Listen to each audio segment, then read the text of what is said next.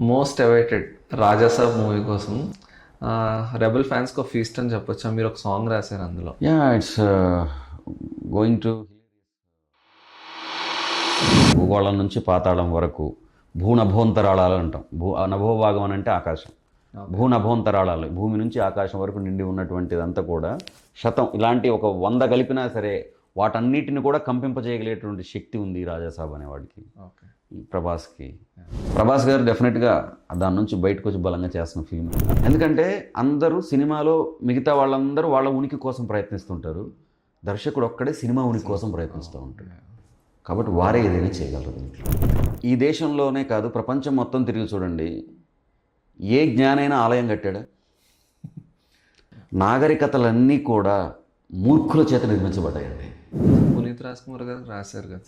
So 4 పాటలు రాశాను. అదే సో ఆయన మిస్ అయినా మీ చరిత్రలో చాలాసార్లు గొప్పవాళ్ళు గతించిపోయిన తర్వాత తప్ప వాళ్ళ గొప్పతనం మనకు తెలియదండి.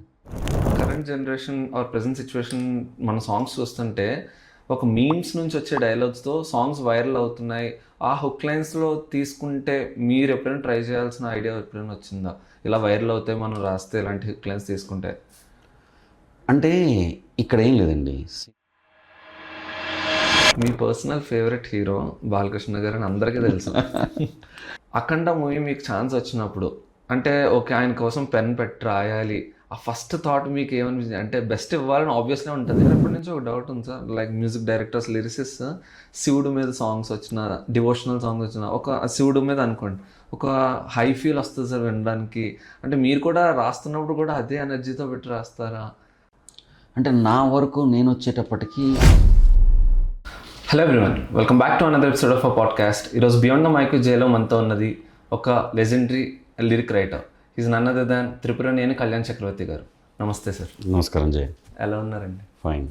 ఓకే సార్, ఇండస్ట్రీ తర్వాత వచ్చాక మీరేంటో అందరికీ తెలుసు, కానీ ఇండస్ట్రీ ముందు హూ ఇస్ కళ్యాణ్ చక్రవర్తి అంటే? కళ్యాణ్ చక్రవర్తి ఈజ్ బేసికల్ ఇంజనీర్. ఓకే. నేను ఇంజనీరింగ్ చదువుకున్నాను. ఆ తర్వాత కొంతకాలం ఇంజనీర్గా పనిచేశాను. ఆ తర్వాత ఇంజనీరింగ్ ఉద్యోగం కూడా వదిలేసి ఆ తర్వాత ఒక పాఠశాల పెట్టడం. ఓకే. అదే సమయంలో సొంతంగా పాఠశాల నేను మా కజిన్స్ కలిసి పెట్టాం పాఠశాల. మేళ్ల చెరువు అని చెప్పేసి, మేళ్ల చెరువు పక్కన రేవూరు అని ఒక పల్లెటూరు ఉంది. ఆ రేవూరు అనే పల్లెటూరులో మేము మా కజిన్స్ ఇద్దరు కలిసి స్కూల్ స్టార్ట్ చేసాం. అదే సమయంలో నేను గవర్నమెంట్ రెవెన్యూ డిపార్ట్మెంట్లో నాకు ఉద్యోగం వచ్చింది. అక్కడ ఉద్యోగం చేయటం అలా గడిచింది ఇండస్ట్రీకి రాకముందు, సింపుల్గా చెప్పాలంటే. ఇండస్ట్రీ ఛాన్స్ ఎలా వచ్చింది సార్ ఫస్ట్?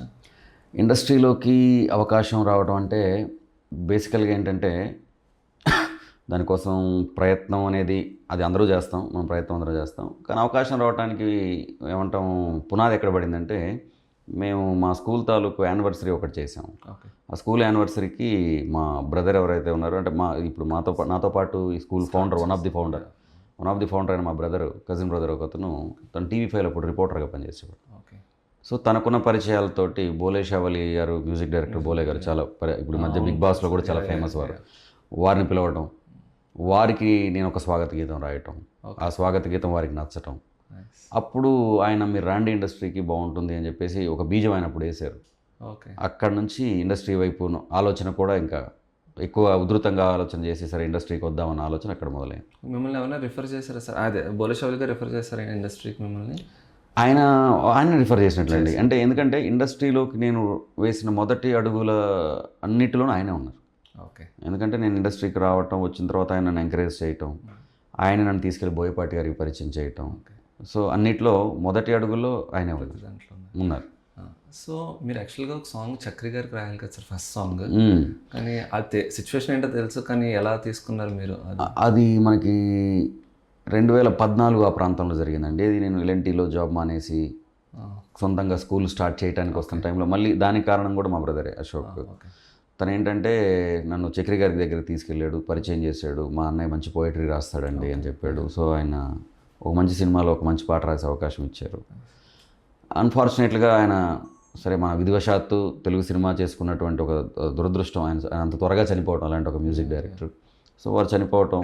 సో జనరల్గా ఏంటంటే యూసి మనకు కొన్నిసార్లు ఏమవుతుందనంటే మనం దీనికి ఫిట్ కామేమో అన్న ఫీలింగ్. ఇనీషియల్గా ఏంటంటే ఇప్పుడు మనం ఏదైనా చెప్పొచ్చు దాన్ని, కానీ బట్ ఆ నిమిషానికి నాకు అనిపించింది ఏంటంటే మేబీ మనం ఫిట్ కామేమో. ఇండస్ట్రీ మనల్ని ఎలో చేయట్లేదు లోపలికి రావడానికి. ఎందుకంటే ఇంత మంచి అవకాశం వచ్చి ఇలా మనిషి చనిపోవడం అనేది డెఫినెట్గా అది చాలా పెద్దగానే నాలో ఒక చిన్న నైరాశ్యాన్ని నింపింది. ఓకే. అంటే you see if you are not disappointed, ఒక రోజుకి నీలో నువ్వు అంటే మనకు అందరికీ తెలిసిన విషయమే, లోపల బాధ ఎంత ఖాళీ అయిపోతే అంత అంత ఎనర్జీ మనలో వస్తుంది అంటారు. ఇక్కడ అలాగే ఆ నైరాశ్యం నుంచే మనలో ఒక పట్టుదల మొదలవుతుందని నేను నమ్ముతాను. అదే జరిగిందని నా నమ్మకం. ఓకే. సో చక్రి గారి కన్నా దాని తర్వాత వచ్చారు అసలు బోలి షౌరి గారు? అంటే 4 ఏళ్ల గ్యాప్ ఉందండి. ఓకే. ఆల్మోస్ట్ 4 సంవత్సరాల గ్యాప్. సో 4 years మీరు ఇండస్ట్రీ వైపు అసలు ఇండస్ట్రీ వైపు ఏమీ ఇటు ఆలోచన కూడా చేయలేదండి. ఉద్యోగం చేసుకుంటూ సరే అక్కడ సర్వీస్ ఏదో చిన్న మనకు తెలిసిన సర్వీస్ చేసుకుంటూ ఉద్యోగం చేసుకుంటూ స్కూల్ నడుపుకుంటూ కాలం అలా గడిచింది. ఓకే. అంటే మీరు ఏమైనా పర్టికులర్ సబ్జెక్ట్ ఏమైనా చెప్పారు సార్ స్కూల్? అంటే నేను స్కూల్ పెట్టినప్పుడు నేను టీచర్గా పనిచేయాలని స్కూల్ స్టార్ట్ చేశానండి. బట్ అన్ఫార్చునేట్లీ ఏం జరిగిందంటే నాకు అదే టైంకి ఫార్చునేట్ అనకూడదేమో, but it's fortunate or unfortunate, నాకు గవర్నమెంట్ ఉద్యోగం కూడా రావటం. సో ఆ టైంలో ఏంటంటే ఎక్కువ టైం స్పెండ్ చేసే అవకాశం లేదు కాబట్టి నేను ఏం చెప్పేవాళ్ళని 10th వాళ్ళకి మ్యాథ్స్ తెలుగు చెప్పేవాడిని. ఓకే. బేసికలీ నేను మ్యాథ్స్ స్టూడెంట్ని కాబట్టి మ్యాథ్స్ చెప్పేవాడిని. తెలుగు నాకు అనురక్తి కాబట్టి తెలుగు చెప్పేవాడిని. అలా 10th వాళ్ళకి మ్యాథ్స్ తెలుగు చెప్పేవాడిని. ఓకే.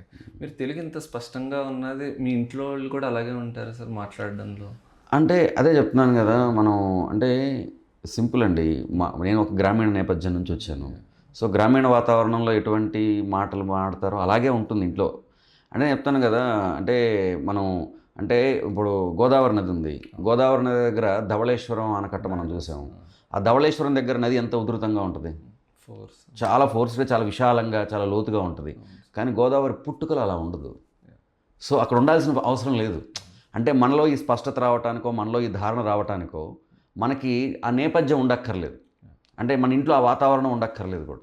ఎందుకనంటే సాహిత్యమో లేకపోతే భాషో ధారణో అది వ్యక్తిగతమైనటువంటి టేస్ట్ అని నేను నమ్ముతాను ఇప్పుడు. నా నమ్మకం ఏంటంటే it's your choice, your personal choice. నాకు ఆ వాతావరణం గృహం ఇంటి దగ్గర లేదు, కానీ డెఫినెట్గా స్కూల్లో ఉంది ఆ వాతావరణం. ఓకే.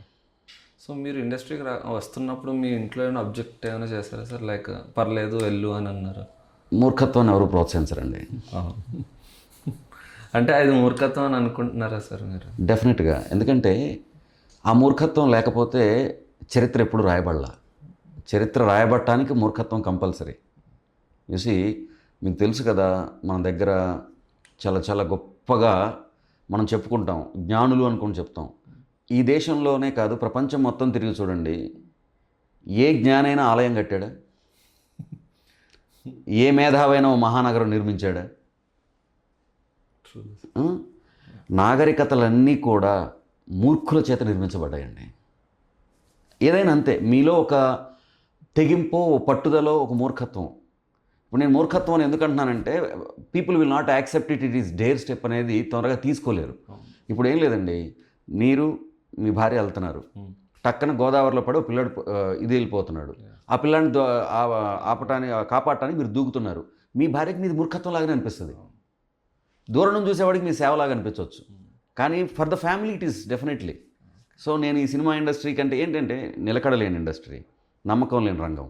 ఇలాంటి చోటకు మనం వస్తున్నప్పుడు ప్రతి వాళ్ళలోనూ ఒక భయం.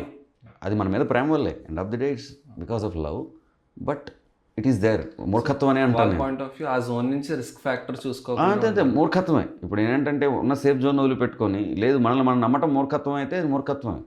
ఓకే, అంతే. So coming in to industry sir, మీ ఫస్ట్ సాంగ్ 2019లో 118కి రాసినాడు. 118కి మొదటి. దాని ముందు ఏమైనా సాంగ్స్ అంటే ఓన్ సాంగ్స్ కోసం లైక్ ఇండిపెండెంట్ సాంగ్స్ ఏమైనా రాసుకున్నారు? నేను అంటే మామూలుగా నార్మల్గా ఏంటంటే సినిమా ఇండస్ట్రీలోకి రావటానికి ముందు నేనే కాదండి, ప్రతి రచయిత వాళ్ళదైనా కొన్ని రచనలు చేస్తారు. అదంటే మనం రాయగలం అనేది ముందు సొసైటీని నమ్మించడానికి చేసేటువంటి ఒక ప్రయత్నం అండి. అంటే నేను ఇప్పుడు సినిమా ఇండస్ట్రీకి పోతున్నానంటే అసలు నువ్వు పోయి ఏం చేస్తావు, నీకేమొచ్చానంటే నేను ఇగో ఈ పాట రాశాను చూడండి మీరు వినండి అని చెప్పేసి ఒక చిన్న ఏదో ఉంటుంది కదా, అటువంటి రచనలు నేను చేశాను. ఓకే.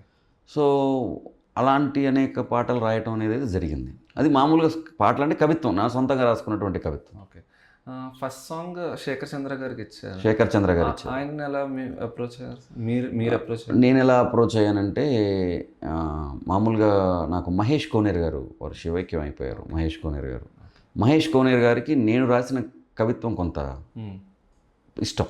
నేను రాసిన ప్రైవేట్ కవిత్వం ఏదైతే ఉందో అది కొంచెం ఆయనకి ఇష్టం. ఆ సినిమాకి వారు ప్రొడ్యూసర్. ఓకే. సో వారు నాకు శేఖర్ చంద్ర గారిని పరిచయం చేశారు. ఆ తర్వాత ఎప్పుడు కూడా పాట రాయటం అనే దాని వైపు లేదు. ఒకరోజు నేను శేఖర్ చంద్ర గారిని కలవటం జరిగింది. కలిసినప్పుడు వారి దగ్గర ఈ ట్యూన్ ఉంది. ఈ ట్యూన్ యాక్చువల్లీ నాకు గుర్తున్నంత వరకు ఆ పాట శ్రీమణి గారు రాయాలి. ఓకే. నాకు గుర్తున్నంత వరకు శ్రీమణి గారు రాయాలి. శ్రీమణి గారు అనుకుంటున్నారు, వాళ్ళు శ్రీమణి గారితో రాయించాలని అనుకుంటున్నారు. అనుకుంటున్న సమయంలో నేను అక్కడికి వెళ్ళటం, నాతో మాట్లాడే శైలి కానీ అంతా వారికి నచ్చటం. సార్ మీరు పాటలు రాస్తా అంటున్నారు కదా, మీరు రాయొచ్చు కదా అన్న అవకాశం ఇవ్వటం. అది ఒక రకంగా చెప్పాలంటే వరించి వచ్చిన అవకాశం అని చెప్పొచ్చు దాన్ని. మీరు ఇప్పుడు దాకా అప్పటి నుంచి ఇప్పుడు దాకా రాసిన one of the most under rated song అని అనుకోవచ్చు సార్. అది చాలా అంటే ట్యూన్ బట్టి కానీ లిరిక్స్ బట్టి కానీ సింగర్ అంటే ఫిమేల్ వోకల్స్ కదా సార్, లైక్ చాలా మెలోడీ సాంగ్లా ఉంటుంది. నాకు చాలా నచ్చిన పాట, చాలా చాలా నచ్చిన పాట. అంటే ఏం లేదండి, ఇప్పుడు యాక్చువల్గా ఏంటంటే సినిమాలో కూడా ఆ పాట చాలా తక్కువ సమయం వస్తుంది, దానివల్ల అది కొంచెం అండర్ రేట్ అయి ఉండొచ్చు. బట్ మామూలుగా నాకు ఆ పాట తర్వాత చాలా పాటలప్పుడు కూడా ఆ పాటను కోట్ చేస్తారు చాలా. సో దాని తర్వాత మళ్ళీ నోటబుల్ అయిన సాంగ్ అయితే అలా వైకుంఠం. అలా వైకుంఠం దానికి బ్యాక్ రీజన్ ఏంటి, ఎవరు అంటే దీనికి త్రివిక్రమ్ గారు కదండి దీనికి. అంటే ఎందుకంటే బ్యాక్ రీజన్ చెప్పాలి కాబట్టి, తెలుసు అదే బ్యాక్ రీజన్ చెప్పాలి కాబట్టి కృష్ణ చైతన్య గారు దీనికి కారణం. మళ్ళీ కృష్ణ చైతన్య గారు అనాలంటే నేను దానికన్నా ముందు బోలేశవాలి గారు అని చెప్పాలి. బోలేశవాలి గారు నాతోటి 2019 ఇండస్ట్రీకి వచ్చిన కొత్తలో కొన్ని పొలిటికల్ సాంగ్స్ రాయించారు. అందుట్లో ఒక పొలిటికల్ సాంగ్ కృష్ణ చైతన్య గారు విన్నారు. ఆయనకు ఆ సాహిత్యం బాగా నచ్చి ఆయన నన్ను పిలిచి అప్రిషియేట్ చేశారు, మీకు మంచి ఫ్యూచర్ ఉంటుందని చెప్పారు. నాకు ఏదైతే చెప్పారో అదే త్రివిక్రమ్ గారికి కూడా చెప్పారు. ఆ సినిమాలో ఆయన పాట రాయడానికి వెళ్ళారు అలవైకుంఠపురంలో. ఆ daddy oh my God daddy పాట రాయడానికి వెళ్ళినప్పుడు నా గురించి చెప్పటం, ఇతని సాహిత్యం ఏదో బాగుందని చెప్పేసి త్రివిక్రమ్ గారు పిలిచి ఆ పాట రాయటం, ఆ పైన అంతా మీకు తెలిసింది. లైక్ మీ యాక్చువల్గా రైటింగ్ ప్రాసెస్ అనేది మీ పర్సనల్ పాయింట్ ఎలా ఉంటుంది సార్? లైక్ యూజువల్లీ సాంగ్ అనేది పల్లవి చరణం చాలా స్టార్ట్ అవుతాయి. మీరు ఫస్ట్ ఏ లైన్ తీసుకొచ్చి పల్లవితో స్టార్ట్ చేస్తారా లేక చరణంతోనే వెళ్తారా, సిచ్యువేషన్ బట్ట? అంటే అలా ఇప్పుడు లేదండి. అంటే నాకు ఒకటే పాట ఆమూలాగ్రం మనకు తెలియాలంటే పాట తాలూకు పూర్తి అవగాహన మన మైండ్లోకి మెదిలిన తర్వాతనే దాన్ని అక్షరంలాగా మార్చాలని నమ్ముతాను నేను. అంటే మామూలుగా ఇది రాసాము కింద ఏదో ఒకటి రాయాలని అలా ఆలోచించాను నేను ఎప్పుడు. ఆమూలాగ్రం దాని తాలూకు నిర్మాణం మన మనసులో జరిగిన తర్వాత దాన్ని అక్షరంగా మార్చాలనుకుంటాను. అంటే ఏం లేదు, మనకు పల్లవి చరణం అనేది పాట ఎప్పుడు కూడా ఎక్కడ మొదలవుతుంది, ఎక్కడికి ప్రస్థానం అవుతూ ఉంది, ఎక్కడ ముగింపు జరుగుతూ ఉంది, ఇదే కాబట్టి నేనేమనుకుంటాను పల్లవి అలాగే ఫాలో అవుతాను.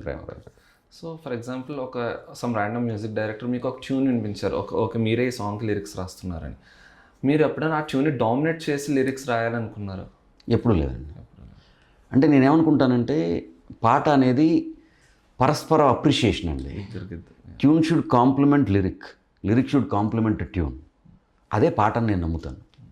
అంటే ఇందులో డామినేషన్ ఏం లేదండి. ఎందుకంటే యూసీ ఇప్పుడు వెరీ సింపుల్ థింగ్ అండి. జోడెడ్ల బండి నడుస్తూ ఉన్నప్పుడు ఆ ఎద్దును దాటి నేను పరిగెత్తాలని, ఈ ఎద్దు పరిగెత్తినా, ఈ ఎద్దును దాటి ఆ ఎద్దును పరిగెత్తాలన్నా బండి బోల్తా పడుద్ది. అది నో వే అండి. అది ఒకళ్ళని మనం డామినేట్ చేసేసి ఎక్కడన్నా అలా జరిగిన ప్రతి పాట ఫెయిల్ అవుద్దని నేను నమ్ముతాను. మీ లైఫ్లో ఎప్పుడు అలా అనేక సార్లు జరిగి ఉండవచ్చు, ఎందుకంటే జరుగుతుంది కూడా అండి. అంటే ఏం లేదండి, మనం ఇప్పుడు ఒకప్పుడు పరస్పర నమ్మకాలు, పరస్పర గౌరవాలు ఉన్నాయి. ఇప్పుడు వాటి తాలూకు శాతం తగ్గింది. పరస్పర నమ్మకం తాలూకు శాతం తగ్గింది. అంటే మీకు తెలిసిందే, ఇందులో నేను కొత్తగా చెప్పేది ఏం లేదు, కొత్తగా యాడ్ చేసేది ఏం లేదు. 90% ఆఫ్ సాంగ్స్ లిరిక్స్ వినపడిన రోజులు వచ్చేసాయి. అవి దాన్ని కాంప్లిమెంట్ చేయకపోవటమేగా. మ్యూజిక్ అనేది లిరిక్ని కాంప్లిమెంట్ చేయట్లేదు, because it's not believing the lyric. That's what happening nowadays. Most of the times it's happening. That's what the pathetic thing. Okay. So అదే ఇప్పుడు మీరు అన్నట్టే లైక్ లిరిక్స్ వినిపించట్లేదు అన్నారు కదా సార్. ఫర్ ఎగ్జాంపుల్ మీరు రాసిన థీమ్ ఆఫ్ బ్రో సాంగ్, అది కూడా ఒక ఫ్లోలో వెళ్తుంది, మ్యూజిక్ డామినేట్ చేస్తున్న ఫీల్ అనేది మాకు అనిపిస్తే మీరు ఎలా అనుకుంటున్నారు? చాలాసార్లు ఏమవుతుందంటే అండి, మనం ఒక పాట ఒక సమయంలో రాసేస్తాం. ఒక సమయంలో రాసిన చాలా కాలానికి ఆ పాట విడుదలవుతుంది. ఆ పాట విడుదలయ్యే టయానికి మనకు ఆ లిరిక్స్ గుర్తుండవు. నాకైతే గుర్తుండవు. అట్లీస్ట్ నాకు గుర్తుండవు. ఆ లిరిక్స్ నేను వింటే కూడా it's not about bro song, it's or something like that. Most of the songs ఏంటంటే ఆ లిరిక్స్ నాకే అర్థం కావు. అంటే వినపడితే కదా నాకు అర్థం అవడానికి, నాకే వినపడవు. కాబట్టి సగటు శ్రోత ఎలా ఫీల్ అవుతాడో రైటర్గా నేను కొంచెం ఒక అడుగు ఎక్కువే ఫీల్ అవుతాను. ఎందుకంటే అంటే ఇప్పుడు ఏం లేదండి, నేనున్నాను, నన్ను అద్భుతంగా రెడీ చేయడానికి చాలా కష్టపడ్డారు చాలామంది జనాలు కష్టపడి అద్భుతంగా నన్ను రెడీ చేశారు. బురఖాయిస్ తీసుకెళ్ళారు అనుకోండి ఏంటి ఉపయోగం అంటున్నాను. ఇప్పుడు నన్ను ఇంత రెడీ చేసి చూపించాలి కదా, బురఖా వేసేస్తే ఏంటి ఉపయోగం అంటున్నాను. ఉపయోగం లేదుగా. చూసి నువ్వు ఆ బురఖా లోపల ఉన్నప్పుడు నువ్వు అందంగా ఉంటే ఏంటి, అందంగా లేకపోతే ఏంటి. ఇప్పుడు ఎలా ఉంటుందని అంటే ఏమంటాం, అందమైన పోటీలకు వెళ్తూ, అందాల పోటీలకు వెళ్తూ ముఖాన్ని కవర్ చేసుకుని వెళ్ళామనుకోండి ఏంటి ఉపయోగం. సార్ మరి అది ట్రెడిషనల్గా ఫీల్ అయితే సార్, అదే ట్రెడిషన్, అదే చెప్తున్నాను, అప్పుడు ట్రెడిషనల్ స్పాట్కి వెళ్ళాలి. ఓకే, ఆ పాయింట్ ఆఫ్ వ్యూలో మనం అప్పుడు ఏంటంటే యూ డోంట్ నీడ్ లిరిక్స్ అప్పుడు. అంటే ఎందుకు మళ్ళీ ఈ ఎఫర్ట్ వేస్ట్ కదా. ఈ ఎఫర్ట్ అంతా ఎందుకు. ఒక లిరిక్ రైటర్ని కూర్చోబెట్టి అతనికి ఎంతో కొంత డబ్బులు ఇచ్చి అతనికి సమయం ఇచ్చి అతనితో చర్చించి దర్శకుడు తాలూకు ఆలోచన అంతా అతనిలో నింపి అతను ఒక అక్షరానికి దీర్ఘం ఇస్తే ఏంటి, హ్రస్వం వేస్తే ఏంటి అని 100 సార్లు ఆలోచించి దాని మీద చర్చలు జరిగి కొంత సమయం తీసుకొని, ఇదంతా అనవసరం కదా. పదాలే వినపడవనుకున్నప్పుడు ఏ పదాలు అయితే ఏమిటి అంటున్నాను నేను. ఇప్పుడు 90% పాటలు అలాగే అయిపోయినాయి కదా. ఈ రోజుకి అంటే సౌండ్ వల్లనే ఒక పాట హిట్ అయిందని నేను చూడలేదు. అది సౌండ్ వల్ల ఒక పాట, ఈ పాట సౌండ్ వల్ల హిట్ అయింది పాట అనేది నేను ఇంతవరకు ఎప్పుడు వినలేదు. ఏ పాట అయినా ట్యూన్ వల్ల, లిరిక్ వల్ల హిట్ అవుతుంది. ఇది ఎవరు ఒప్పుకున్నా ఒప్పుకోకపోయినా ఇదే నిజం. So current generation or present situation మన సాంగ్స్ చూస్తుంటే ఒక మీమ్స్ నుంచి వచ్చే డైలాగ్స్తో సాంగ్స్ వైరల్ అవుతున్నాయి. ఆ హుక్ లైన్స్లో తీసుకుంటే మీరు ఎప్పుడైనా ట్రై చేయాల్సిన ఐడియా ఎప్పుడైనా వచ్చిందా, ఇలా వైరల్ అవుతాయి మనం రాస్తే ఇలాంటి హుక్ లైన్స్ తీసుకుంటే? అంటే ఇక్కడ ఏం లేదండి, సినిమా అనేది వ్యాపారాత్మకమైనటువంటి ధోరణి. సినిమా అనేది end of the day it's commercial pattern. దానికి నేను తీసుకోవాలి అనుకోవటం కంటే కూడా ఇది కంబైన్డ్ వర్క్ అండి. ఇప్పుడు డైరెక్టర్ గారికి కొన్ని ఆలోచనలు ఉంటాయి, మ్యూజిక్ డైరెక్టర్ కొన్ని ఆలోచనలు ఉంటాయి, రైటర్ కొన్ని ఆలోచనలు ఉంటాయి.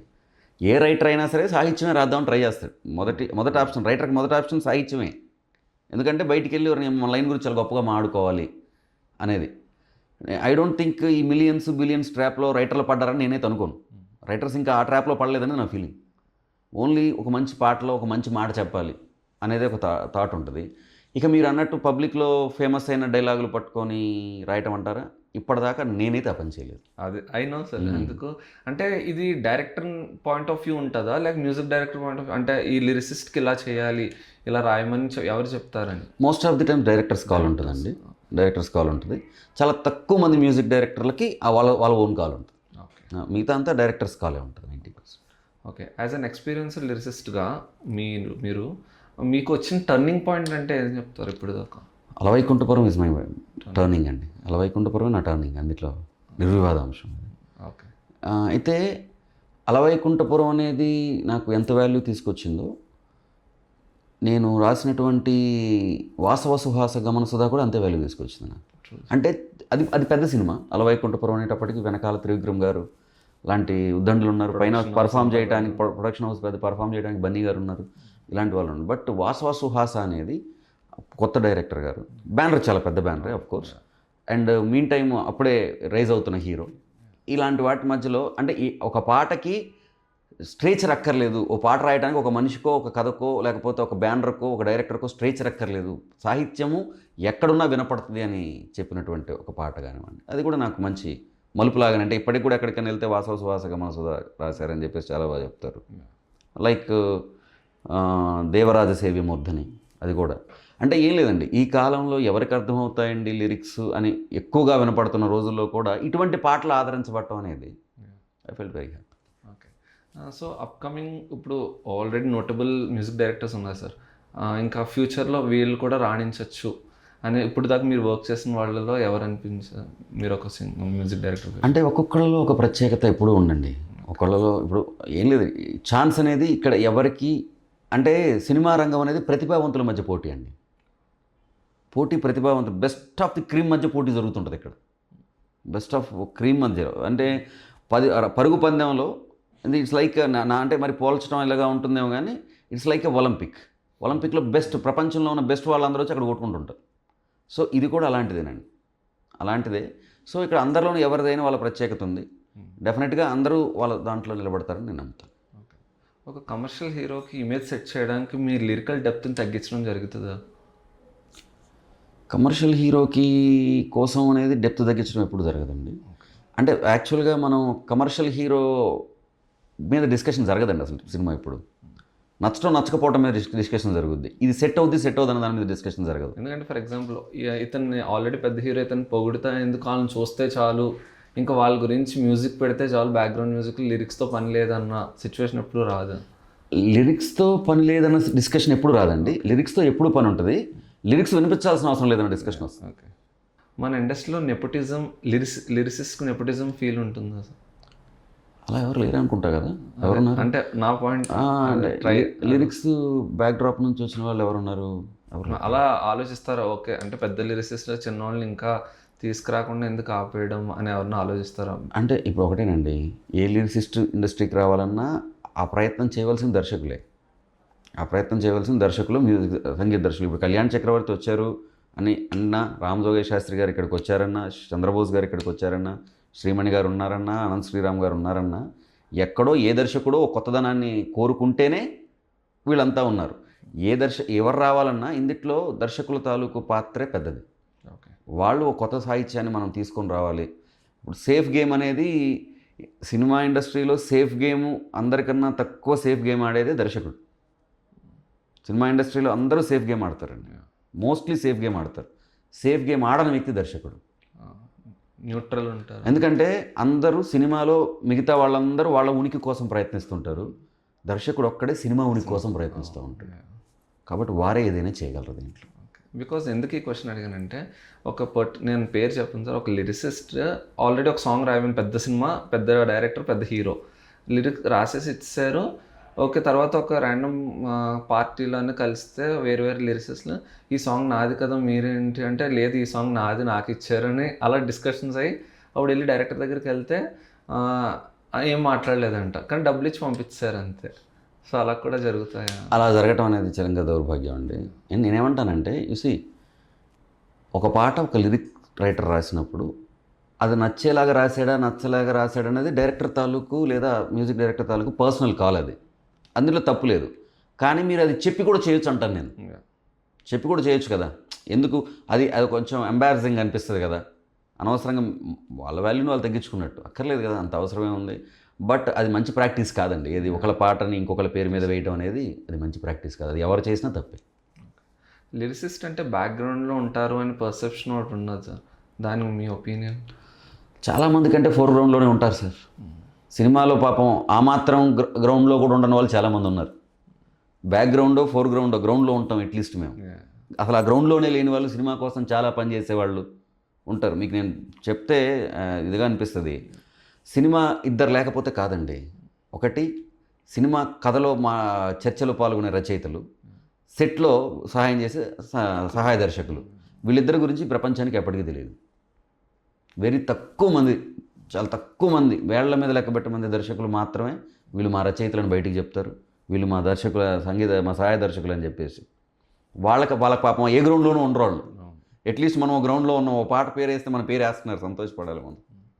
బికాస్ ఎందుకంటే audio launches like pre release events, ఇంకా అవార్డ్ షోస్లో వాళ్ళన్నీ లైక్ వచ్చి వెనకాల ఎక్కడో ఉంటున్నారు, వాళ్ళని లైక్ తీసుకొస్తున్నారా లేదా అన్న క్వశ్చన్ మార్క్. ఎక్కువ పేరు రావట్లేదు లిరిసిస్ట్ అనేది. పాటలు పాడేసుకుంటున్నారు, వినేస్తారు, వెనకాల ఆడియో లాంచెస్లో పెట్టేస్తున్నారు సాంగ్ అనేది. కానీ వాళ్ళని ఎందుకు ఇంకా పై వరకు తీసుకురావట్లేదు? ఓన్లీ కొంతమంది లిరిసిస్ట్ మాత్రమే హైలైట్గా ఉన్నారు అని. సార్ అనాది ప్రాక్టీస్ అనేది. కవులు రాజును పొగడాలి, రాజు కవులను పొగడాలి. Okay, simple thing. రాజుని మనం పొగడతాం. పాట అంటే ఏంటి? పొగట్టమే కదా. పాట అంటే పొగట్టం, వర్ణించడం, ఈ రెండే కదా, ఇంతకుమించి వేరే ఏం లేదు కదా. అంటే ఏం లేదండి, పాట తాలూకు విలువ అనేది గుర్తించినప్పుడు వాళ్ళకిచ్చే గౌరవం. మీకు సింపుల్గా చెప్తాను. సుకుమార్ గారు ఎందుకు చంద్రబోస్ గారి కాళ్ళ మీద పడ్డారు? ఏమిటి చంద్రబోస్ గారు చేసింది? పాటే కదా రాశారు. అది నేను చెప్తాను, అది వ్యక్తిగతమైనటువంటి చాయిస్ అండి. ఇప్పుడు దేవి గారు ఉన్నారు, దేవిశ్రీ ప్రసాద్ గారు లాంటి వారు ఉన్నారు, డిఎస్పి గారు. ప్రతి చోట ఆ లిరిక్ రైటర్ల గురించి చెప్తారు, గొప్పగా చెప్తారు. ఆ పాటలు పాడే వాళ్ళ గురించి. దౌర్భాగ్యం ఏమిటో చెప్పమంటారా? ఈ పాటల రచయితలమైన మేము ఆడియో వేదిక మీద మాట్లాడినప్పుడు కనీసం ఆ పాట పాడిన వాళ్ళకి థ్యాంక్స్ చెప్పం, ఆ పాట పాడిన వాళ్ళు కనీసం రాసిన వాడికి థ్యాంక్స్ చెప్పరు. అరే ఇక్కడే లేదు కదా, అక్కడ నుంచి రావాలని మనం ఎక్కడ కోరుకుంటాం? మిమ్మల్ని మీరు గౌరవించుకోనంత వరకు మిమ్మల్ని ఎవరు గౌరవించరు. ఇది ప్రాథమిక సూత్రం అండి. ఇది దర్శకులని కాదు, ఇంకొకలని కాదు, కానీ రచయితలు కానీ పాటల రచయితలు కానీ ఎవరైనా సరే వాళ్ళకైనటువంటి ఓన్ వ్యక్తిత్వం ఉండాలి. అది ఉన్నప్పుడు మాత్రమే అది అది అప్రిషియేట్ చేయబడుద్దని నేను నమ్ముతాను. Okay. Coming to song sir, మీరు రాసిన హరం హర మూవీలో శివం శివం హరవేలో ఒక లిరిక్ చాలా బాగా ఇస్తుంది సార్. అది నేను చెప్తాను, దాని గురించి అంటే ఒక హీరోని చెప్తున్నట్టు, తప్పుంటే ఏమన్నా? పర్వాలేదు, చెప్పండి. నువ్వు తాకిన అణువు అలమలం, నువ్వు కదిపిన అడుగు కలకలం, నువ్వు మాకే అభయమంగళం, సరాసరి సుధీర సుధీర అని చెప్పేసి, నువ్వు తాకిన అడుగు అణువు అలమలం అని చెప్పేసి రాశాను. ఈ అలమలం అనే ప్రయోగం మాత్రం నేను చేసింది కదండి. ఇది ఫస్ట్ మనకి మీరు బాగా చూస్తే మాయాబజార్ సినిమాలో మాయాబజార్ సినిమాలో ఎస్వి రంగారావు గారి కోసం పింగళి గారు రాసిన డైలాగ్ అది. ఓకే. పింగళి గారు రాశారు, అలమలము అలమలం అలమలం అని అంటే అద్భుతం, చాలా మంచిది, శుభం అని చెప్పేసి దానికి అర్థాలు ఉన్నాయి. నువ్వు తాకిన అణువలం, నువ్వు ఏదైనా అణువును టచ్ చేస్తే అది శుభంగా మారిపోద్ది, అది మంచిగా జరిగిపోతుంది. నువ్వు వేసిన అడుగు కలకలం అంటే ఒక హీరో నువ్వు ఒక్క చోటకు పెడితే కలకలం అంటే రెండు అర్థాలు ఉన్నాయండి.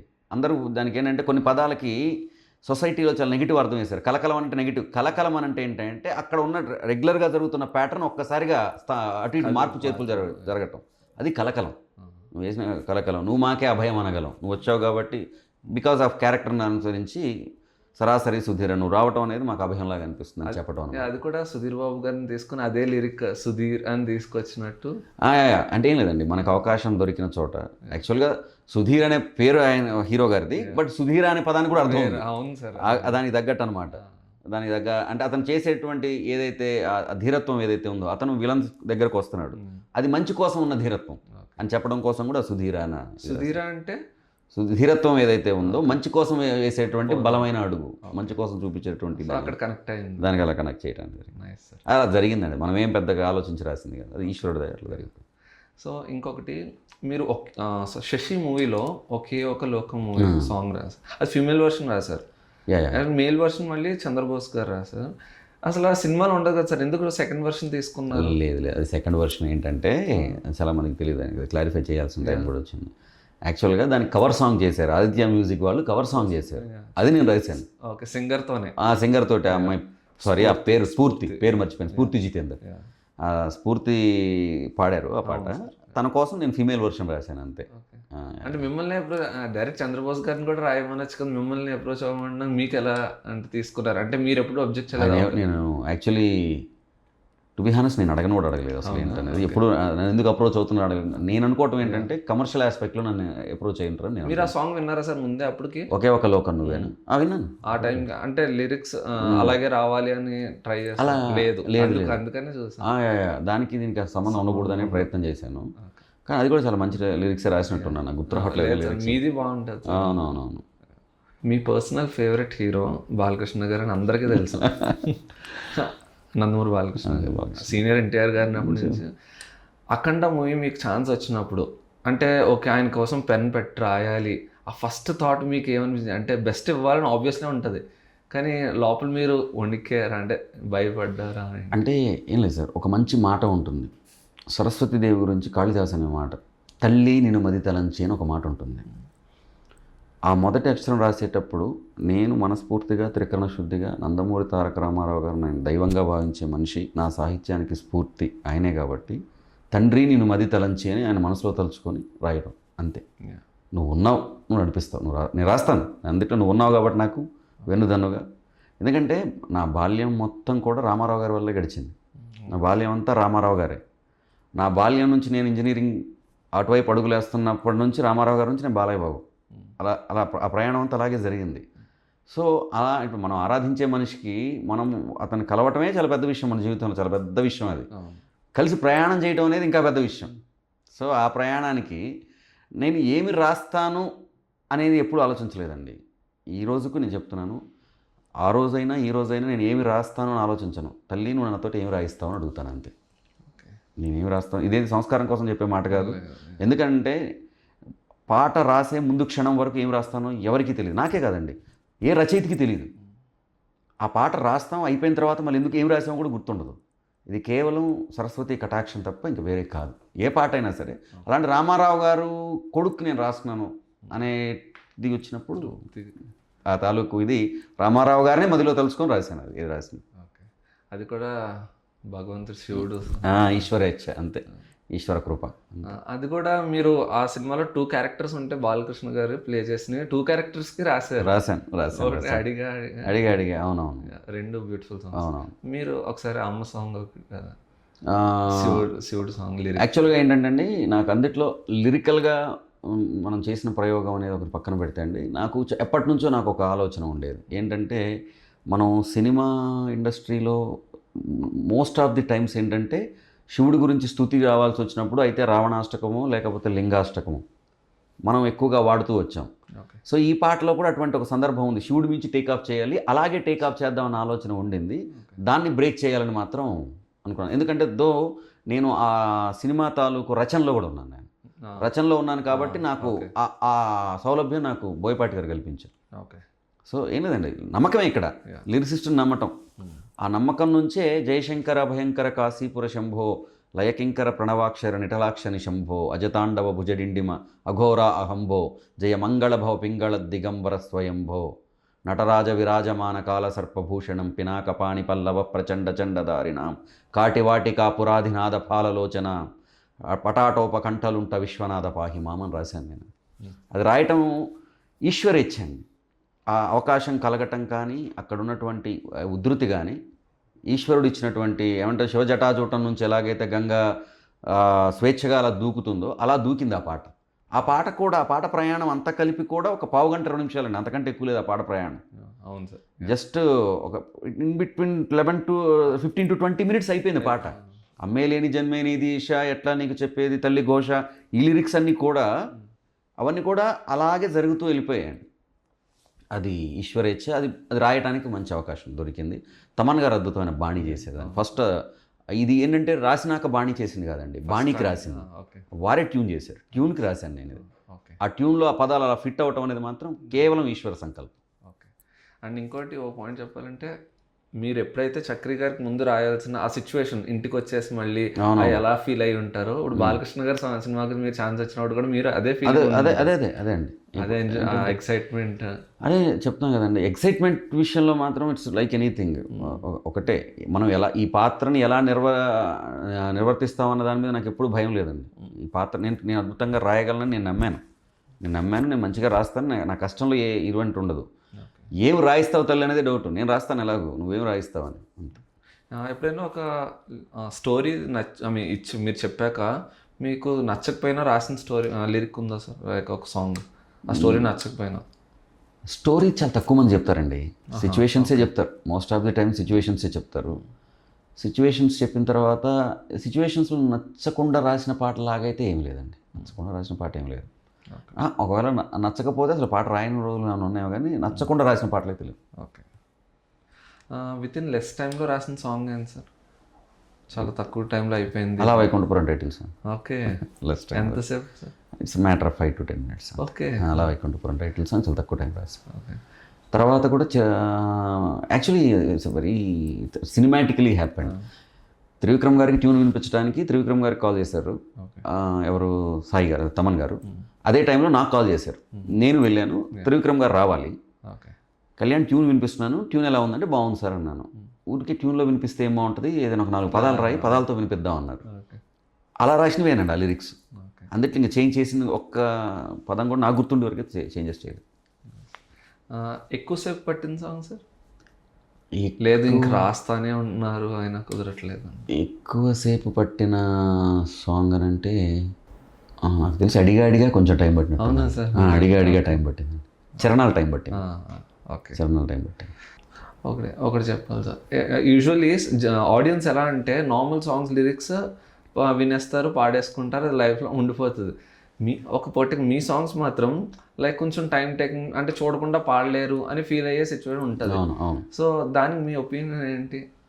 అంటే వినడం మాత్రం అదే హైతో వింటారు, చూసి పాడతారు, కానీ చూడకుండా పాడడానికి మారుతుంది. అదేనండి, ఇప్పుడు ఏంటంటే 2 రకాల పద్ధతులు అండి. ఒకటి వినగానే వంట పట్టిపోయాయి, 2 సాధన చేసి వంట పట్టించుకునేవి. మనందరికీ తెలిసిన విషయమే, వినగానే వంట పట్టేవి అవతలకు వెళ్ళగానే అటు జారిపోతాయి. అదే సాధన చేసి వంట పట్టించుకున్నాం అనుకోండి, మన లైఫ్ లాంగ్ అవి ఉండిపోతాయి మనతో పాటు. సో నా థాట్ ఏంటంటే, అందరము ఒక్కొక్కళ్ళం ఒక్కొక్క రకమైనటువంటి దారిలో నడుస్తూ ఉంటాం. నేను ఎంచుకున్న దారి ఏంటనంటే, అంటే ఏం లేదండి, భాషను గుర్తు చేసేంత గొప్పవాళ్ళం మనం కాదు, అది అందుట్లో అనుమానం లేదు. కానీ భాషలో అంటే 10,000 పదాల విస్తృతి ఉన్నటువంటి తెలుగు భాష 200 పదాలలో ఇరుక్కొని పోయిందనేది నా భావన అండి.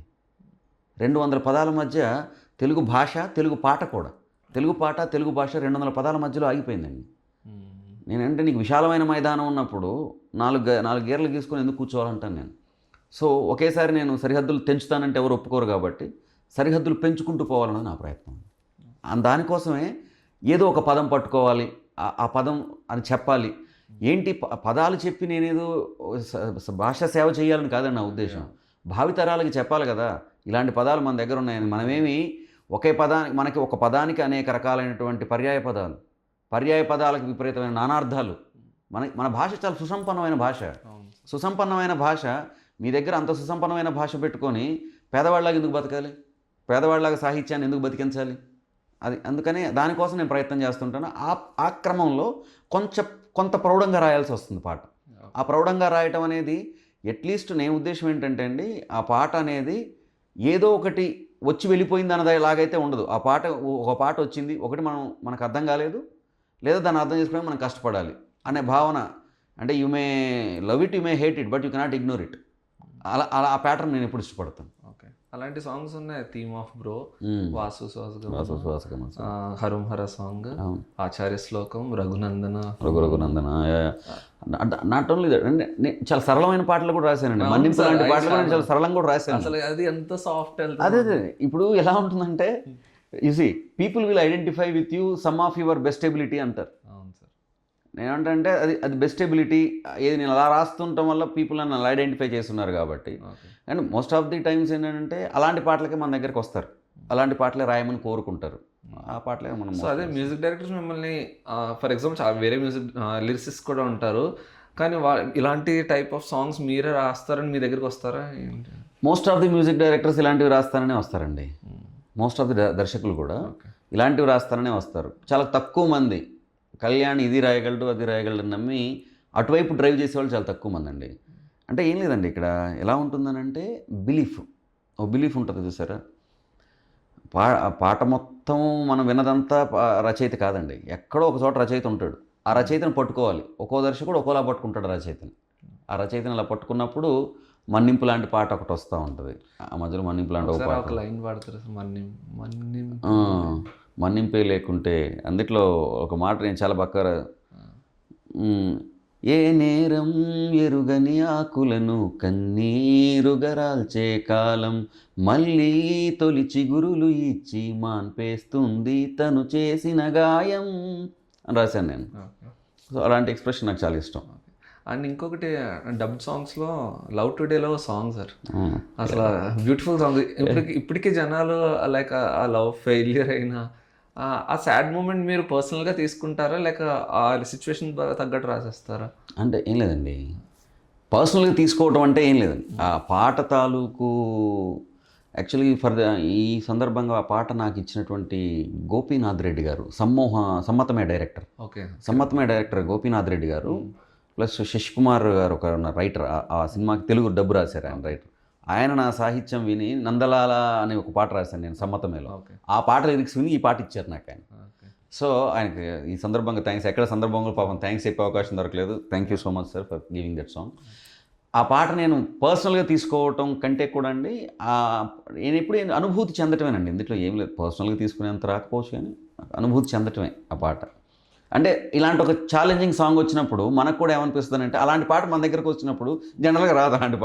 అలాంటి పాట మన దగ్గరకు వచ్చినప్పుడు సింపుల్గా లోతుగా ఎలా చెప్పగలం అన్న ప్రయత్నం. అది యువన్ గారికి ఎలా చెప్పారు సార్? అంటే ట్రాన్స్లేషన్ అంతా ఒకళ్ళు ఉంటారు. మన గోపీనాథ్ గారి కోఆర్డినేట్ చేశారు. అంతా గోపీనాథ్ గారు కోఆర్డినేట్ చేశారు. ఆయన అంటే మన ఒకసారి ప్రదీప్ మాత్రం నాకు కాల్ చేశారు. పాట తర్వాత చాలా బాగుంది, చాలా అద్భుతంగా రాశారు పాట అని థ్యాంక్స్ అని చెప్పారు. అందుట్లో నాకు తెలిసి భాస్కర్ భట్ల గారు ఒక అద్భుతమైన పాట రాశారు. అండ్ ఇంకొకటి ఇప్పుడు మీరు డబ్డ్ ఫిల్మ్స్ కూడా రాశారు. డబ్డ్ లిరిక్స్కి ఇప్పుడు మన తెలుగు లిరిక్స్కి తమిళ లిరిక్స్కి చూసుకుంటే ఫీల్ అదే ఉంటుంది ట్యూన్కి. నేను రాసినప్పుడు ఎప్పుడు ఒరిజినల్ ఫాలో అవడానికి ట్రై చేయలేదండి. నేను ఒరిజినల్ ఎప్పుడు ఫాలో అవ్వాలి. ఇప్పుడు జనరల్గా నేను నాకు చాలా ఇష్టమైన పాట, నేను మా పాఠశాల గురించి రాసుకున్న పాట, యువరత్నాలు ఒక పాట రాశాను, తమన్ గారి కంపోజిషన్. అది కన్నడలో వచ్చేసి సంతోష్ ఆనందరామ్ గారు రాశారు, ఆ సినిమా డైరెక్టర్, మంచి రైటర్, ఆయనే రాశారు. తెలుగులో నేను రాశాను. నేను తన్ని ఫాలో అవ్వాల. కన్నడలో వారు ఒకటి ఫాలో అయ్యారు, తెలుగులో నేను ఒకటి ఫాలో అయ్యాను. అంటే నేను ఎప్పుడైనా నమ్ముతానంటే డబ్ సాంగ్ అనేది పర్టికులర్లీ మీకు ట్యూన్లో ఎప్పుడైతే లిప్ లేదో, లిప్ లేనప్పుడు నువ్వు స్వేచ్ఛగా రాయాలంటాను పాట. అట్లీస్ట్ లిప్ ఉంటే దాన్ని ఏదో మ్యాచ్ చేయడానికి అది ఇది చేస్తాం. కానీ అపార్ట్ ఫ్రమ్ దట్ నేను ఎప్పుడు స్వతంత్రంగానే రాయడానికి ఇష్టపడ్డాను. సో పునీత్ రాజ్ కుమార్ గారు రాశారు కదా, సో 4 పాటలు రాశాను. అదే సో ఆయన మిస్ అయినా మీరు చాలా బాధపడ్డాను. యాక్చువల్గా మనకి ఏం లేదండి, చరిత్రలో చాలాసార్లు గొప్పవాళ్ళు గతించిపోయిన తర్వాత తప్ప వాళ్ళ గొప్పతనం మనకు తెలియదండి.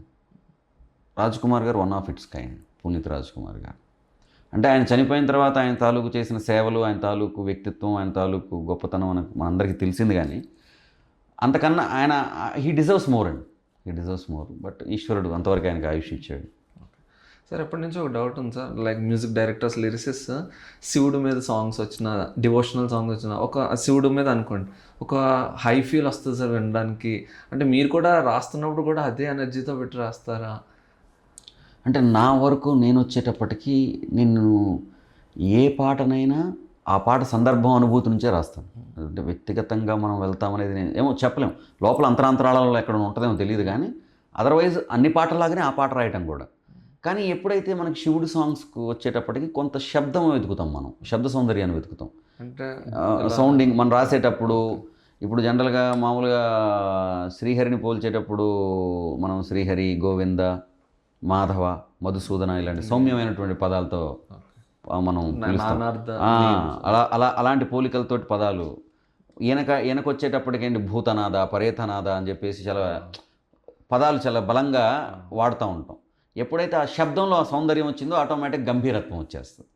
శివుడు అంటేనే గంభీరం, శివుడు అంటేనే గంభీరం. కాబట్టి ఆ గంభీరపు ఉపమానాలు వాడుతున్నప్పుడు ఆ ఉపమానాల నుంచి అలా ఒక చిన్న ఉధృతి వస్తుందండి. నేను ఫర్ ఎగ్జాంపుల్ తమన్ గారిని చూసినా ఆ సాంగ్స్ వచ్చినప్పుడు ఆటోమేటిక్ అక్కడ చూడండి సార్, ఆ బీట్ అనేది ఆటోమేటిక్గా హై ఎనర్జీ ఇచ్చి అని ఒక ట్రాన్స్లోకి వెళ్ళిపోతాం. సో అదే ఫీల్ ఉంటుందా లేదా అని? లేదు, డెఫినెట్గా. కాకపోతే కొంత మనం అందరం మళ్ళీ పునరావలోకనం చేసుకోవాల్సినటువంటి విషయం ఒకటి ఉంది. అతి సర్వత్రా వర్జయేత్. అతి ఎప్పుడూ కూడా ప్రమాదకరం. సందర్భం ఉండి లేకుండా కూడా ఇప్పుడు ఎక్కువ అయిపోయింది ఇది. సందర్భం అవసరం లేకుండా కూడా లాస్ట్ మూమెంట్లో ఒక చిన్న లింక్ ఒకటి యాడ్ చేసేసి ఇది పెట్టేస్తున్నారు. అది మంచి ప్రాక్టీస్ కాదు. అది సినిమాల్లో కూడా మంచి ప్రాక్టీస్ కాదు. అవసరం ఉన్న లేకపోయినా ఎక్కడో శివుడు తాలూకు తత్వం వచ్చినప్పుడు ఆ పూనకాలు ఆ దాని నుంచి ఒక చిన్న టెంపో తీసుకుంటుంటే పర్వాలేదు. కానీ అవసరం లేని చోట కూడా అనవసరపు ఆర్భాటం అవుతుంది. ఏది ఈ దేవుడికి సంబంధించినటువంటి ఏవైనా కానీ అసందర్భం అయిపోతున్నాయి చాలా సందర్భాల్లో. అది మంచి ప్రాక్టీస్ కాదని నా భావన. సార్ మీరు ఎప్పుడు స్పెషల్ సాంగ్స్ రాయలేదు కదా సార్, లైక్ ఐటమ్ సాంగ్స్ మీకంటూ బౌండరీస్ అని పెట్టుకున్నారా? పిలవలేదండి, అలా ఏం లేదు. రాశాను, ఒక పాట రాశాను, ఐటమ్ సాంగ్. ఇప్పుడు రేపు 4వ తారీఖు రిలీజ్ అవుతా ఉంది. దేవి గారి కంపోజిషన్, జూనియర్ మూవీలో దేవి గారి కంపోజిషన్లో ఫస్ట్ టైం నేను ఆ స్పెషల్ సాంగ్ ఏదో ట్రై చేశాను. ప్రోమో వచ్చింది సార్, ప్రోమో వచ్చింది, నిన్నే వచ్చింది ప్రోమో వచ్చింది. Let's hope for the best. మంచిగా రాయడానికి ప్రయత్నం చేశాను. నాకు తెలుసు లైక్ మీకు కానీ మీరు కాకపోయినా వేరే మ్యూజిక్ డైరెక్టర్స్, లిరిసిస్ట్కి డైరెక్టర్స్ ఆర్ మ్యూజిక్ లేబుల్ వాళ్ళు ఒక లిరిక్స్లో డబుల్ మీనింగ్ పెట్టాలి అని ప్రెషర్ పెడతారా sir? Such I don't think like. ఎందుకంటే music labels will not decide the song. Okay, అది లేదు, ఆ ప్రాక్టీస్ అసలు ఎక్కడ లేదు. సో మొత్తం ఎవరు అలా చెప్పరు. యూజువల్గా డబుల్ మీనింగ్ రావాలని నాకు తెలిసి దర్శకులు చెప్పడం కూడా నాకు తెలియదండి. దర్శకులు కూడా డబుల్ మీనింగ్ ఉండాలని అట్లా ఏమీ చెప్పరేమో, నాకు తెలిసి చెప్పలేదు, నాకు ఎప్పుడు చెప్పలేదు. మిగతా వాళ్ళు కూడా ఎవరు నాతో అనలేదు. మీరు లిరిసిస్ట్గా ఉండి కొద్దీ ప్యారలల్గా మీరు డైలాగ్ రైటర్గా కూడా వర్క్ చేస్తున్నారు కదా సార్. ఇప్పుడు దాకా ఏమేమి మూవీస్ చేశారు? డైలాగ్ రైటర్గా నా మొదటి సినిమా వచ్చేసి ఎస్5 నో ఎగ్జిట్ అని సన్నీ కొమ్మాలపాటి గారిది డైరెక్షన్. అది నా మొదటి సినిమా. ఆ తర్వాత నేను హిడింబాకి వర్క్ చేశాను. హిడింబాక్ డైలాగ్ రైటర్గా ఉన్నాను. నేను స్టూడెంట్ సార్ అని చెప్పేసి చైతు సార్ది కదా నేను మాటలు రాశాను. తర్వాత మైఖేల్ అని చెప్పేసి సందీప్ కిషన్ గారిది, దానికి నేను డైలాగ్ రైటర్గా పనిచేశాను. ఓకే, తెలుగు నేను పనిచేశాను, తెలుగు నేను పనిచేస్తున్నాను. సో ఆ 4 సినిమాలు అయ్యాయి. ఆ తర్వాత ఇప్పుడు right now I'm working for junior. Okay. Junior అని ఒక సినిమాకి వర్క్ చేస్తున్నాను, నాగబంధం అని ఒక సినిమాకి వర్క్ చేస్తున్నాను. నెక్స్ట్ హైందవ కూడా వన్ ఆఫ్ ది రైటర్గా పనిచేస్తాను. అప్కమింగ్ పెద్ద projects Akhanda 2, Akhanda 2 is major project. అది sir Hanuman 2 Hanuman 2 song sir లేక డైలాగ్స్? లేదు, సాంగ్ యాక్చువల్లీ హనుమాన్ 1కి నేను డైలాగ్ రైటర్గా పనిచేశాను, కానీ దీనికి పని చేయట్లేదు. Okay sir. అండ్ సూన్ మీ నుంచి డైరెక్షన్ ఎక్స్పెక్ట్ చేయొచ్చు? అంటే లేదండి, డెఫినెట్గా ప్రయత్నం అయితే చేస్తున్నాను. It will work hopefully it will. And final question sir, most awaited Rajasaab movie కోసం రెబల్ ఫ్యాన్స్కి ఒక ఫీస్ట్ అని చెప్పొచ్చా? మీరు ఒక సాంగ్ రాశారు అందులో, ఎలా ఉండబోతుంది? It's going to hilarious ride అండి, హిలేరియస్ రైడ్ లాగా ఉంటుంది. అంటే ఈసీ మాకు మారుతి గారి తాలూకు మార్క్ తెలుసు, ఫన్ మార్క్, బలిబలి మా గడవ లాంటి సినిమా కానీ, ఆయనలో ఉన్న ఎమోషనల్ టచ్, పడిపడలే ఇది మన ప్రతిరోజు పండుగ లాంటి సినిమాలో ఆయన తాలూకు ఎమోషనల్ టచ్ కూడా చూసాం మనం. సో ఈ సినిమాలో ఆ రైడ్, ఆ ఎమోషన్ ఉంటుంది, ఇది ఉంటుంది. ఫస్ట్ టైం హారర్ జానర్ కూడా ఎంటర్ చేస్తూ ఉన్నారు. డెఫినెట్గా బాగుంటుంది. పాట కూడా కొంత టీజర్లో కొంతమంది విన్నారు. డెఫినెట్గా అది కూడా చాలా మంచి వర్క్ అవుతుంది. హోప్ఫుల్లీ ఈ సంవత్సరం one of the best cinema అవుతుందని నమ్ముతున్నాను. రాజ్, మీకు స్టోరీ మొత్తం చెప్పారా సార్? అసలు మామూలుగా లైన్గా చెప్పారు. ఎందుకంటే టీమ్ సాంగ్ కాబట్టి నేను మొత్తం వినాలి. So me point of view నచ్చింది మీకు స్టోరీ? ఆబ్వియస్లీ చాలా చాలా బాగుంది. అంటే ఏదో చెప్తానండి, చూసి మనం ఎప్పుడైతే ఇప్పుడు ఏం లేదండి, మీకు 3 పీస్ సూట్ బాగా నప్పుతుంది, రోజు అదే 3 పీస్ సూట్ వేసుకొని తిరిగారనుకోండి ఏం ఉండదు.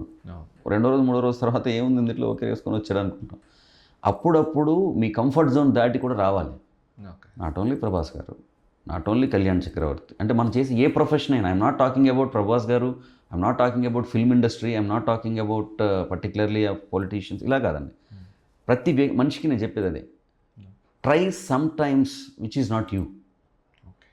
అదర్వైజ్ ఏమవుతుందంటే కొత్తదనం రాదు.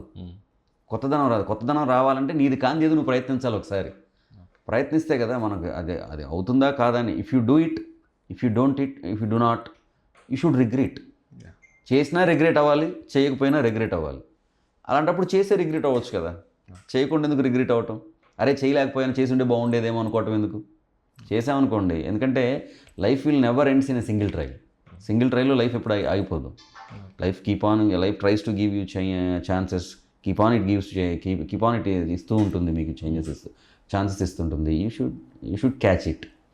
అంతే. అది నేను ఎప్పుడు నమ్ముతాను. ప్రభాస్ గారు డెఫినెట్గా దాని నుంచి బయటకు వచ్చి బలంగా చేస్తున్న ఫిల్మ్ అని నా నమ్మకం. సో ఆ థీమ్ సాంగ్ నేను ఒక్కొక్క లిరిక్ చెప్తాను, దాన్ని అర్థం చెప్తారా సార్? షూర్. నిక్షేపం అక్షేణం, అనులోమం అనుపానం, నిర్ధూతం నిర్ణేతం. అది అతని తాలూకు రాజాసాబ్ క్యారెక్టర్ తాలూకు గుణాలన్నీ వర్ణిస్తూ ఉన్నటువంటిది అనమాట. ఓకే. అనవరతం రసభరితం, అదే అనవరతం రసభరితం అంటే, అనవరతం అంటే ఆమూలాగ్రం రసభరితం అంటే చాలా నవరసాలలో ఏదో ఒకటి, అంటే చాలా చూడటానికి రసభరితంగా ఉంటుంది ఈ సినిమా అంతా కూడా అని చెప్పటం. అతని క్యారెక్టర్ కూడా అలాగే ఉంటుందని చెప్పటం దాని తాలూకు. ప్లస్ ఈ పాట ఆ మెహల్లో వస్తుంది. ఆ మెహల్ గురించి కూడా వర్ణన ఉంటుంది అనమాట ఇందులో. మహల్ గురించి కూడా ఒక వర్ణన ఉంటుంది ఇందులో. ఏంటంటే ఛాలెంజ్ ఏంటంటే ఆ పాటలో మహల్ని వర్ణించడం ఉంటుంది, రాజాసాబ్ క్యారెక్టర్ను వర్ణించడం ఉంటుంది, ప్రభాస్ను వర్ణించడం ఉంటుంది. వీళ్ళు ముగ్గురిని వర్ణిస్తూ ఒకే లిరిక్ ఉంటుంది. అది ముగ్గురులో ఎవరికి అన్వయం చేసుకున్నా కానీ అన్వయం అవడానికి ఇదిగా అనిపిస్తూ ఉంటుంది. ఓకే. మైసభనే మరిపించే. మైసభ అంటే ఏంటి? ఇంద్రజాల నిర్మితమైనటువంటి ఒక మైసభ అంటే అక్కడ ఏంటి, నువ్వు ఎక్స్పెక్ట్ చేయవు, ఏదనుకుంటావు అది ఉండదు అక్కడ. సో ప్రతి క్షణం కూడా బియాండ్ గెస్ ఉంటుంది. ఈ మహల్ కూడా అలాంటిదే, బియాండ్ గెస్ ఉంటుంది. ప్రభాస్ కూడా ఈ సినిమాలో ఆ క్యారెక్టర్ అలాగే ఉంటుంది. నువ్వు మీరు ఎక్స్పెక్ట్ చేయరు, ఇలా ఉంటుంది అనుకుంటే అలా ఉండదు. అది అలా నుంచి ఇంకొకటి ఏదో ఇదవుతూ ఉంటుంది. రాజాసాబ్ క్యారెక్టర్ కూడా అంతే అని చెప్పడం, ఈ మూడింటి కలిపి చెప్పడానికి. మాయాజాల సందోహం, మాయాజాలన్నీ కలిసినటువంటి ఒక సందోహం ఇక్కడ జరుగుతూ ఉందని. ఓకే. మయుడైనా గయుడైనా వీడి ముందు దాసోహం అంటే ఆ మయుడు ఎవరైతే ఉన్నారో, మైసభ నిర్మించినటువంటి మయుడు ఎవరైతే ఉన్నాడో, మయుడైనా కావచ్చు, గయుడైనా కావచ్చు, ఎవరైనా కావచ్చు, ఇతనికి దాసోహం. ఇతను చేసే ఈ ఇంద్రజాలం ముందు వాళ్ళందరూ దాసోహం అనాల్సిందే. ఇతని క్యారెక్టర్లో ఉన్నటువంటి ఆ చేంజెస్ వీటన్ని చూస్తే వాళ్ళు దాసోహం అనాల్సిందే. ఓకే. భూగోళం పాతాళం భూన భోంతరాల శతం కంపించే సంకాసం పేరు రాజా. రాజాసాబు. భూగోళం నుంచి పాతాళం వరకు భూనభోంతరాళాలు అంటాం. నభోభాగం అని అంటే ఆకాశం. భూనభోంతరాళాలు భూమి నుంచి ఆకాశం వరకు నిండి ఉన్నటువంటిదంతా కూడా శతం, ఇలాంటి ఒక 100 కలిపినా సరే వాటన్నిటిని కూడా కంపింపజేయగలిగేటువంటి శక్తి ఉంది రాజాసాబ్ అనేవాడికి, ప్రభాస్కి, ఆ మహల్లో జరిగే సంఘటనలకి అన్వయం చేస్తుంది. బికాజ్ థీమ్ చూస్తున్నప్పుడు ఒక హై ఎనర్జీ సార్, అంతలా ఇంకా మూవీ కోసం వెయిటింగ్. ఎప్పుడైతే ఏంటంటే ఆ థీమ్లో ఒక ఆ ట్యూన్ కంపోజిషన్లో ఆ లిరిక్లో ఒక దమ్ము ఉన్నప్పుడు అది జనరల్గా ఒక ఎనర్జీ క్రియేట్ చేస్తుంది, ఎనర్జీ ఫీల్డ్ ఒకటి క్రియేట్ చేస్తుంది. ఎనర్జీ ఫీల్డ్ క్రియేట్ చేయాలన్నప్పుడు డెఫినెట్గా దాని తాలూకు అప్రిషియేషన్ ఉంటుంది. ఎనర్జీ ఫీల్డ్ క్రియేట్ చేసినప్పుడు దాని తాలూకు అప్రిషియేషన్ ఉంటుంది. ఓకే, సో ఒక ఫైనల్ సెగ్మెంట్ సార్. నేను కొన్ని ఫ్యూ లెజెండరీ లిరిసిస్ట్ నేమ్స్ చెప్తాను రచయితలు గారు. సో వాళ్ళ గురించి కొంచెం ఒక్కొక్క వర్డ్ చెప్తే. ఫస్ట్ శ్రీశ్రీ గారు. తెలుగు సాహిత్యానికి గీటురాయ్. ఆత్రేయ గారు. గాయపడ్డ ఓ మనసు తాలూకు విలాపం. ఓకే. ఆరుద్ర గారు. లైబ్రరీ. వేటూరు సుందరం. ఆసుకవి. ఏం సార్? ఆసుకవి. ఓకే. రాజశ్రీ గారు. నిజమైన dubbing writer. Vennelakanti garu. Most underrated writer. Bhuvan Chandra garu. వేటూరికి రావాల్సినంత గుర్తింపు భువన్ చంద్ర గారికి కూడా వచ్చి ఉండాలి. వేటూరు గారికి వచ్చినంత గుర్తింపు భువన్ చంద్ర గారికి కూడా వచ్చి ఉండాలి. Last but not least Sirivennela Seetharama Sastry గారు.